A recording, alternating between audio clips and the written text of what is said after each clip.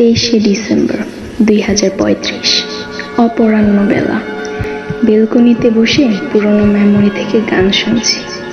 হঠাৎ করেই প্লেলিস্টে থাকা একটি গান চলে আসে।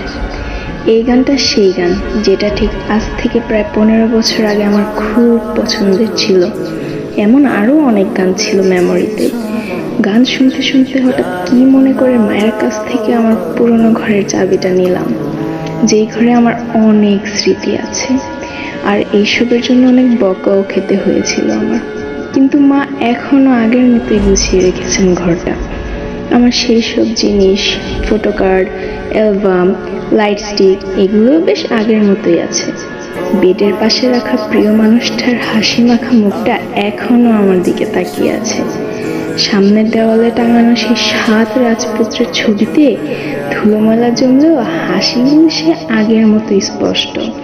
এসব দেখতে দেখতে হারিয়ে গেলাম সে আগের দিন। ভাবছিলাম নামজন না জানি এই কয়েক বছরে আরো কত কিছু ভেঙেছে। জিন কি সেই আগের মতোই নিজেকে ওয়ার্ল্ড ওয়াইড হ্যান্ডসাম বলে দাবি করে? সুগার কি আগের মতোই স্যাভেজ স্বভাবটা আছে নাকি গেছে? যে হোক কি ঠিক আগের মতোই হাসি খুশি আর প্রাণোচ্ছল থাকে?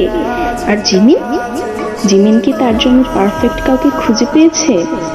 তাইয়ং আর ইয়ন্তান আগের মতোই আছে তো? আর জাংকুক? 15 বছর আগেই বলেছিলাম তুমি আমার হবে না কখনো, কখনো তোমাকে চোখের দেখাটুকুও দেখতে পাবো না, কিন্তু তবুও তোমায় ভালোবেসেই যাব। আমি আজ সেই অবস্থায় দাঁড়িয়ে আছি। মা বলেছিল তোর জীবনে যদি কারোর জন্য কোনো শূন্যস্থান থেকে যায় তাহলে অন্য কেউ এসে সেই শূন্যতা কখনোই পূরণ করতে পারবে না। আসলেই কেউ পারেনি। এসব ভাবতে ভাবতে কখন যে চোখ থেকে পানি গড়িয়ে পড়ছে টেরই পাইনি। এমন সময় আমার পরিবারের সব থেকে ছোট সদস্য এসে আমার হাতের আঙ্গুল ধরে বলল, মা তুমি কাঁদছো কেন? ওরা কারা? তখন আমি উত্তরে বললাম, they are the cause of my euphoria. জানিবার করার সাথে আর আমার